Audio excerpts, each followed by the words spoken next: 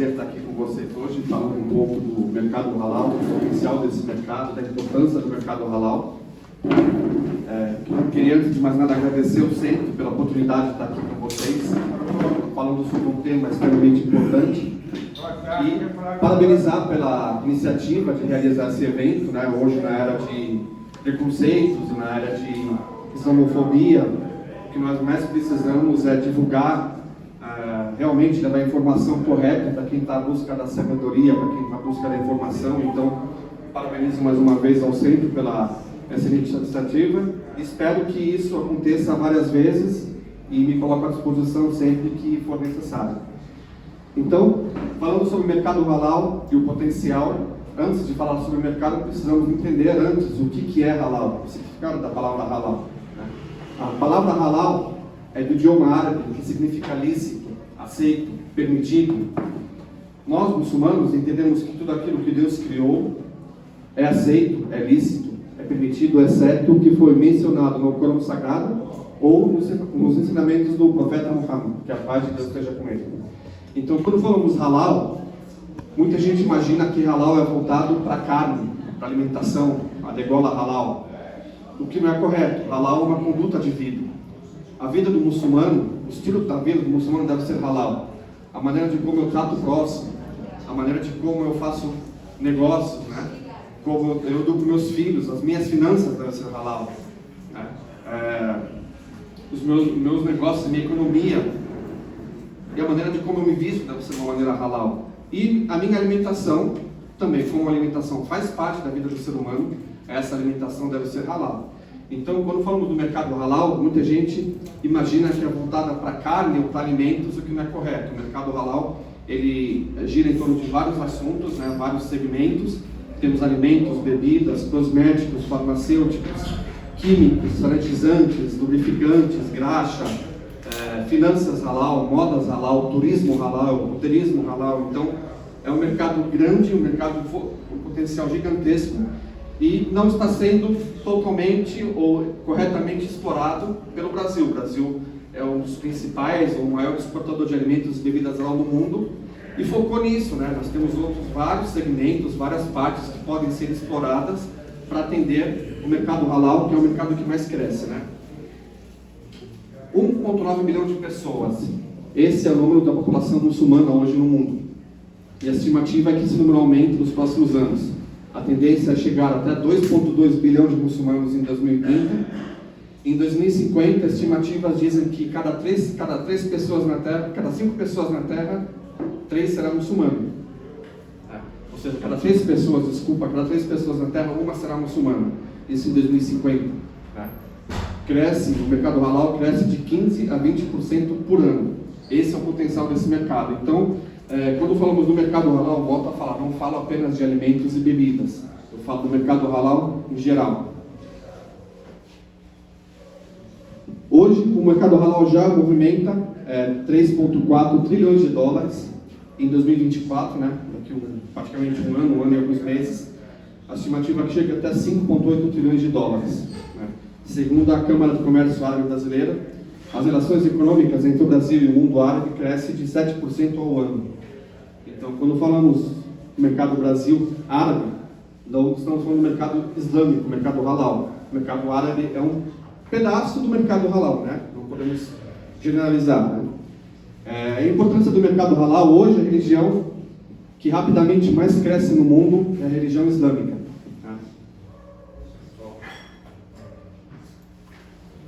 A religião que mais cresce no mundo é a religião islâmica, né? Índice de fertilidade é de 75% contra 35% das outras populações no mundo. Cerca de 60% dos muçulmanos tem idade entre 15 e 59 anos. Isso é um fator extremamente importante, porque nos próximos anos, né, a tendência é que essa população aumenta muito mais. Esse fator é um dos principais fatores que vai gerar esse crescimento da população muçulmana.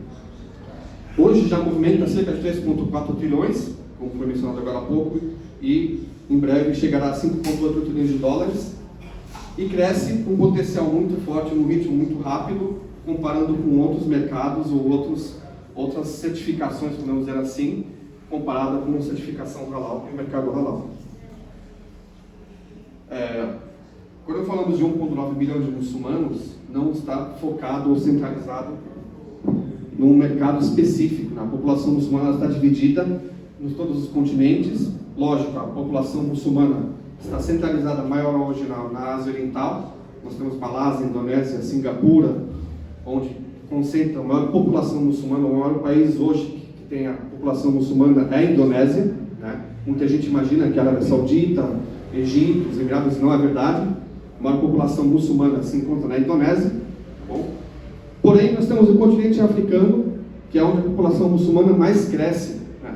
Hoje, a Nigéria, estimativa que nos próximos anos passa a ser a terceira maior população muçulmana no mundo. Nós temos a África Central, assim, a África Negra, né?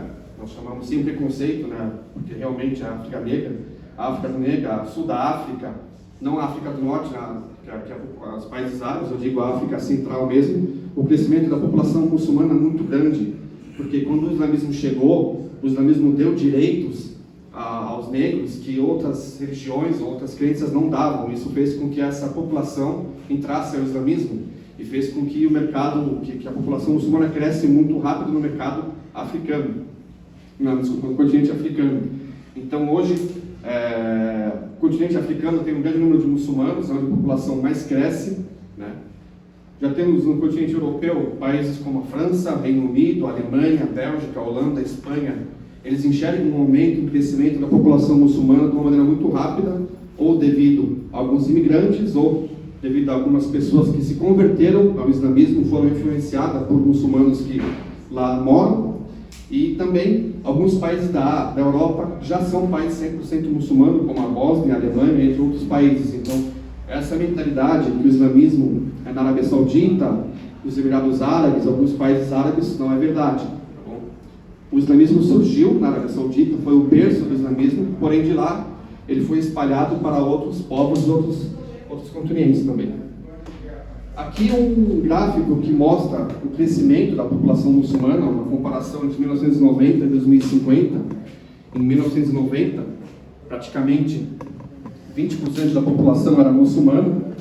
No ano 2000, subiu para 21%, 22%, desculpa. Em 1990 existia 1,1 bilhão de muçulmanos no mundo. Hoje já temos quase 2. Então, para vocês verem quanto cresceu. Em 2010, esse número percentual vai aumentar para 23%, 25% em 2020, 2030, 26% e em 2050, 33%. É esse número que falamos, que cada 3 pessoas, uma pessoa será muçulmana, isso daqui a alguns anos, né? Praticamente 25 anos.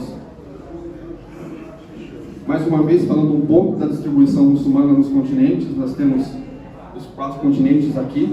Nós temos 10 milhões de muçulmanos nas Américas, aproximadamente 44 milhões na Europa, quase 558 milhões na África e 1,2 bilhões de muçulmanos na Ásia. Quando falamos da Ásia, lógico, Oriente Médio, Ásia Oriental e Sudeste da Ásia também. Esse mapa apresenta um pouco da nação islâmica, tá bom, distribuída nos continentes, como foi mencionado agora há pouco. Funciona aqui, será? Não, tudo bem. Aqui, tranquilo. Aqui na parte da África, né, nós temos a África do Norte africano, Oriente Médio, países do Golfo Árabe, da Ásia para cima mais aqui, o Sul da África.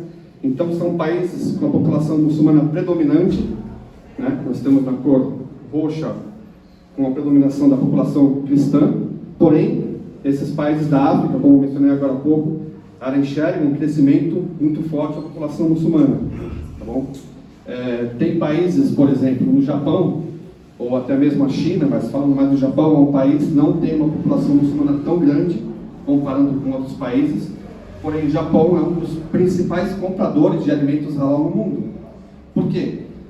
Primeiro porque o Japão, ele abraçou a ideia, ele passou a entender que alimento halal é um alimento de qualidade. Produto halal é um produto seguro para consumo. Então, baseado nesse entendimento, a busca por alimento halal, ou produtos halal, na verdade, aumentou no Japão. Outro motivo, o Japão acabou sendo influenciado pelos países ao redor, que são países muçulmanos, como Malásia, Indonésia, Singapura. e tem uma população muçulmana. Então o Japão, ele se preocupa com essa minoria que existe, né, de muçulmanos. Ele respeita essa minoria e faz questão de fornecer produtos halal para essa população. Nós temos hoje a Austrália, a Nova Zelândia também, né, são países fortes na região, que enxergam um crescimento muçulmano muito forte. Na verdade, o crescimento está no mundo todo, mas naquela região, por isso que o crescimento, a população muçulmana naquela região da Ásia Oriental, ela cresce de uma maneira muito mais forte e muito mais rápida. Aqui queria apresentar um pouquinho do crescimento da população muçulmana, né? Quando falamos, comparando a população muçulmana atual com 2060, conseguimos enxergar um crescimento, alguma mudança, né? Nós estamos na Indonésia, como mencionado agora há pouco, 235 milhões de muçulmanos, então imagina, a Indonésia é um país minúsculo comparando com o Brasil, tem uma população maior que a população brasileira, então imagina o Brasil sendo um país 100% muçulmano, seria a população da Indonésia. Nós temos o Paquistão, para quem não conhece, assim, o Paquistão e a Índia era um país, né? Isso antes de ser dividido, e quando houve esse corte nos países, né? Dividiram a Índia do Paquistão, a população muçulmana migrou para o Paquistão e os não muçulmanos ficaram na Índia. Lógico, existe alguns muçulmanos lá na Índia ainda, tanto que tem 200 milhões de muçulmanos na Índia. Bangladesh, 145 milhões. A Nigéria, que eu falei da África, né? 91, 90 milhões no Egito. Depois Turquia, Irã, Argélia e Iraque. Então, o primeiro país árabe é o Egito. Muita gente imaginava que era a Arábia, sei lá qual outro país árabe. O primeiro país árabe com maior população muçulmana é o Egito. Em 2060, em alguns anos, né? Espero que todos nós estivermos vivos e com saúde até lá para enxergar esse crescimento. A Índia vai subir em primeiro lugar não só a população muçulmana, como a população mundial, né? E isso faz com que a população muçulmana, claro, cresça de maneira muito rápida também na Índia. O Paquistão continua no segundo lugar, e a Nigéria, que tinha 91 milhões de muçulmanos, vai subir para 283 milhões. Ou seja, com esse número já seria a maior população muçulmana hoje. Então esse crescimento da população africana, principalmente da Nigéria, faz com que a região da África Central, que é uma região pobre, que não fabrica, que não depende de si mesmo para conseguir alimentação, busque alimentos, produtos halal de outros países. Então, aí que entra o Brasil, no caso, vamos falar daqui a pouco, o Brasil é o celeiro do mundo, mas aí que entra a questão do Brasil não apenas focar em mercados com potencial forte, como o mercado árabe, que é um dos principais parceiros comerciais do Brasil. Nós temos o continente africano, né, como a Indonésia, o Egito, que tem um potencial muito forte e pode ser um dos principais parceiros do Brasil nos próximos anos também. A Indonésia vai cair do primeiro para quarto lugar, Bangladesh, o Egito continua no mesmo local, o Iraque, Turquia, Irã e o Afeganistão. Então aqui são alguns países só para apresentar onde estamos hoje, onde vamos estar daqui a alguns anos e quais são os principais players do mercado halal. Quando falamos da Índia hoje, a Índia, além de ser um país que tem a maior população muçulmana, uma das maiores, também é um dos principais concorrentes com o Brasil no mercado halal. A Índia ela tem um lado positivo dela, é que ela está próximo, né, ela está próximo dos países que consomem o produto halal. Então a Índia está bem perto dos Emirados Árabes ou da Arábia Saudita, questão de algumas horas você chega, 3 horinhas de avião você chega para lá. Está próximo da Indonésia, do Paquistão, do Bangladesh, da Nigéria. Já o Brasil está do outro lado do mundo, né? Então, devido a essa facilidade, a Índia consegue concorrer com o Brasil.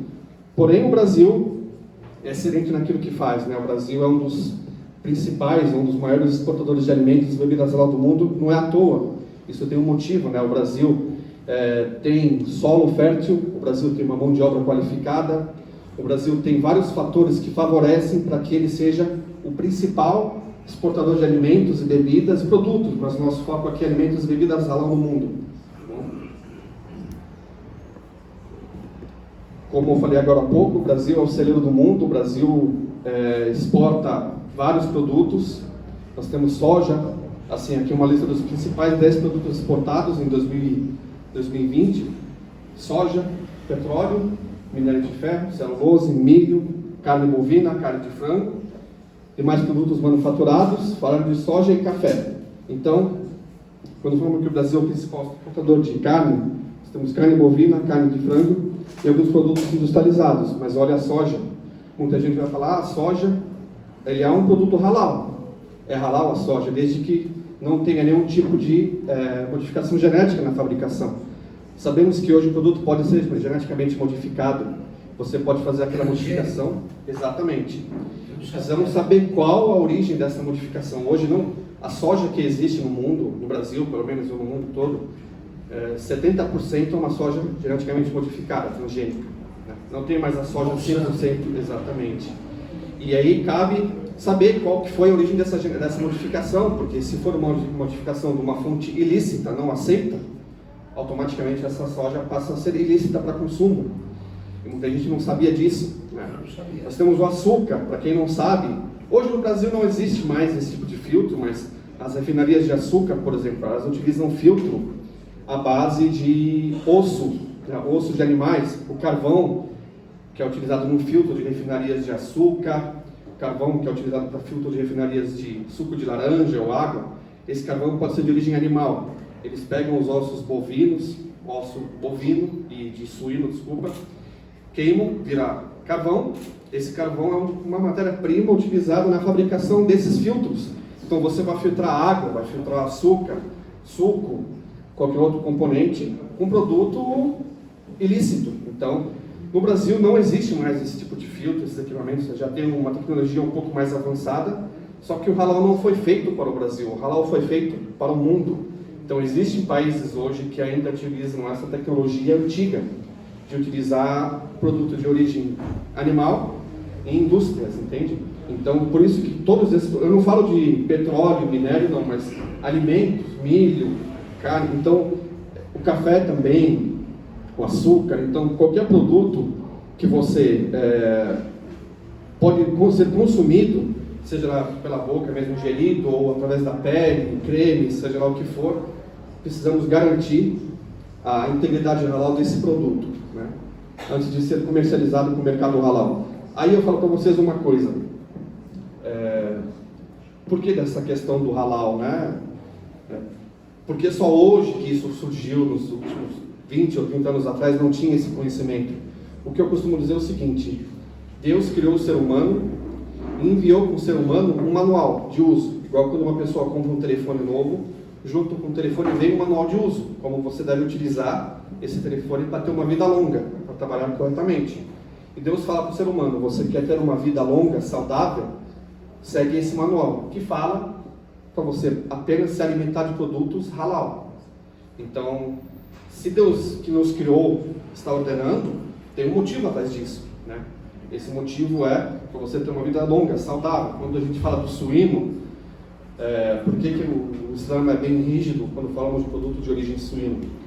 Para quem conhece, a carne suína, ela tem um parasita chamado cisticercose. Pode ter no bovino, como tem no suíno. As cisticercose, elas só morrem se você queimar, se você incinerar, virar cinzas. Então, se tiver uma temperatura muito alta, muito baixa, não mata, né? E só mata se você queimar. Agora, vocês me perguntam, a gente fala, não, mas nós temos no Brasil suinoculturas aqui maravilhosas, que dificilmente um animal consegue esse tipo de infecção. Tudo bem, mas se você deixar esse suíno, essa criação, 3 dias sem comida, deixa 3 dias de alimentar, deixa lá preso, sem levar comida, sem levar nada, o que acontece? Se você fazer isso com gado, com bovino, por exemplo, ele vai cansar, vai deitar, ficar quieto e talvez morra ou não, depende da força desse animal. O suíno, o que ele vai fazer? Vai comer sujeira, vai comer tudo que ele acha na frente, as próprias fezes, às vezes ele come para se alimentar. Então, por isso que não é permitido consumir nada de origem suína. Por isso que o Islã, ele foca muito na ausência de qualquer produto derivado de suíno, qualquer produto que pode conter componentes ou ingredientes ou matéria-prima de origem suína. Aqui um histórico, né, dos alimentos e bebidas halal no mundo. A Arábia Saudita é um dos principais compradores, estamos falando aqui em bilhões de dólares, né? Seguido pela Malásia, depois a Indonésia, Emirados Árabes, o Irão, a Turquia. Aqui ainda não saímos da Ásia, né? Ainda falamos da Ásia. A Turquia é um país na África, na Europa é Ásia, mas a maior parte dela está na Ásia. O Egito é o primeiro país fora da Ásia. Por isso que o Brasil sempre foca no continente asiático, né? Porque é onde realmente tem o maior consumo de produtos halal, seguido pelo Egito, Bangladesh, Paquistão e Argélia. E os maiores exportadores, esse número é bem recente, é do ano passado, porque o Brasil até 2020 ele estava em primeiro lugar. Ele acabou perdendo o cargo de primeiro lugar para a Indonésia, né? Essa fonte é da Intracem, tá bom? Quem quiser pesquisar e ver e tudo mais. O Brasil perdeu o primeiro lugar para a Índia, sempre foi em primeiro lugar. Porém, uma coisa que eu costumo dizer, quem já foi para fora e viajou e participou de alguns eventos, sabe que o mundo busca sempre produto brasileiro. Então, sempre o plano A é do Brasil. Se não acha no Brasil, eles procuram produto em outros países do mundo. Por quê? Porque eles sabem que o Brasil tem um potencial de fabricar tudo com qualidade que outros países não têm. O Brasil é um dos pouquíssimos países do mundo que tem o luxo de escolher para quem eu quero vender. Se você for falar soja, que nem soja, o maior exportador de soja no mundo hoje é o Brasil. Açúcar é o Brasil. Café é o Brasil. Carne bovina, o Brasil. Por quê? Porque o Brasil tem a possibilidade, tem assim, a competência de conseguir atender todos os requisitos, qualquer normativa, qualquer exigência que vem do comprador. Quando o comprador exige, tem que ser halal. Conseguimos atender. Tem que ser certificado BRC, que é uma certificação para segurança do alimento, produto saudável, seguro para consumo. Consegue atender. Tem que ser certificado FSC, por exemplo, também. Tem que ser certificado kosher, que é para judeus. Conseguimos atender. Tem que ser certificado, qualquer certificação, 9001 também. Então, assim, o Brasil tem esse potencial, tem a facilidade. O que faz o Brasil ter essa facilidade? Nós temos no Brasil hoje alguns organismos, nós temos o MAPA, temos a Anvisa, nós temos o CIF, alguns frigoríficos, né? Que eles exigem muito dessas indústrias. E isso faz com que essas indústrias já estejam preparadas para receber outras certificações. Então, quando o halal vai numa empresa, um frigorífico, por exemplo, e fala, olha, você tem que ter um controle de pragas. Fala, não, mas isso aqui eu já tenho, porque eu sou certificado, seja lá que o CIF já exige isso. Não, você tem que ter um controle de pragas, você tem que, um análise microbiológica da água, para a gente saber se essa água tem algum contaminante. Não, mas isso eu já tenho porque a Anvisa pediu para mim. Então começa a pedir um monte de coisa que já tem, porque já é exigido pelo próprio governo, o que não acontece com alguns países. Então, se você for a algum país na Ásia, por exemplo, e falar, olha, se você quiser vender para o mercado halal, você tem que ter um controle de pragas. Mas para quê? Mas a gente vende aqui, todo mundo compra. Não, mas para o halal você tem que ter. Então passa a ser obrigatório, o que não era antes de ser halal. Por isso que o Brasil tem essa facilidade de atender vários requisitos, várias normativas, várias exigências que outros países não têm. Isso faz com que o Brasil seja o principal exportador halal. Aqui os números da população muçulmana, do crescimento, né, do mercado islâmico, praticamente 24% da população mundial. Hoje são 57 países muçulmanos, 1,9 bilhão de pessoas. Nossa população islâmica tem o dobro da média de crescimento global e também 2,76 bilhões de muçulmanos em 2050, ou seja, cada 3 pessoas, uma pessoa será muçulmana, isso em alguns anos. Falando agora um pouco, assim, antes de encerrar, né, minha apresentação, não quis estender muito, para não ficar uma coisa muito enjoativa, né? Foi uma coisa rápida, porém me coloco à disposição de todos. Qualquer dúvida que qualquer pessoa tiver, vou compartilhar meus contatos agora. Falando um pouco da minha empresa de consultoria. Minha empresa de consultoria oferece treinamentos halal, consultorias, mentorias, palestras halal, auditorias diagnósticas, auditorias internas, auditoria de fornecedores, tradução de rotulagens, porque quando falamos de tradução de rotulagem, existem normativas que exigem certas exigências para você colocar na rotulagem do produto que vai ser comercializado no mercado islâmico, além da implementação do sistema de gestão halal. Para quem não me conhece, meu nome é Omar Shahin, eu sou biomédico de formação, sou fundador da consultoria Halal do Brasil, sou formado em biomedicina, sou guia de acesso pela ISO 9001, tenho um certificado de Halal Executive pela Malásia, pela Jaquim, que é como se fosse uma Anvisa da Malásia, podemos dizer. Sou auditor nas normativas da GSO, que é para países do Golfo Árabe. E o meu intuito é levar a informação correta para todos aqueles que estão na busca da sabedoria. Hoje, muita gente não conhece, nós estamos prestes a entrar na Copa do Mundo e você só vê comentários de pessoas falando assim, besteira na televisão sobre o mercado halal, sobre os muçulmanos, o que não é verdade. Você tem assim, uma ferramenta, tem internet, tem telefone que você pode buscar qualquer informação que você precisa, né? Informação correta, porque hoje, se você vê uma informação, não quer dizer que isso é correto, não quer dizer que isso é de uma fonte aceita, né? Uma fonte halal, uma fonte lícita. Então, cabe a gente buscar essa informação e é nosso intuito levar a informação correta, quando falamos de halal, óbvio, tá bom? Nosso intuito é levar essa informação, desmistificar o halal, divulgar o halal de uma maneira correta, de uma maneira simples, para que todos possam entender, não apenas muçulmanos, mas também como não muçulmanos, tá bom? Que possam entender a cultura halal, porque para você poder entender, se você quer fazer negócio, se você quer comercializar no mercado, nada mais importante do que você entender a cultura desse mercado. Se você não entender a cultura, se você não entender a necessidade do seu cliente, você não consegue entender, você não consegue atender ele da maneira correta. Então, quando uma pessoa tem um comércio e você então entra um cliente, você precisa entender o que ele precisa, qual é a sua necessidade. E você não consegue entender a necessidade dos países islâmicos sem entender a cultura desse país. Então, como os muçulmanos pensam, o que é mito, o que é verdade, o que é mentira, o que é falso, quando falamos do mercado halal, tá bom? É extremamente importante ter acesso a essas informações, por isso eu compartilho com vocês os meus contatos, telefone, e-mail, site, as redes sociais, fico à disposição de todos para o que for necessário, o que vocês precisarem. Não quero estender muito mesmo, porque foi bem curta mesmo, mas eu fiz de propósito para não ficar uma coisa muito puxada para todos vocês. Eu sei que ninguém veio aqui ter aula e voltar com suas na época de escola, é mais uma coisa rápida para passar um pouco da cultura halal para vocês, do mercado halal, do potencial desse mercado, quanto esse mercado cresce. Mais uma vez, obrigado a todos e fico à disposição.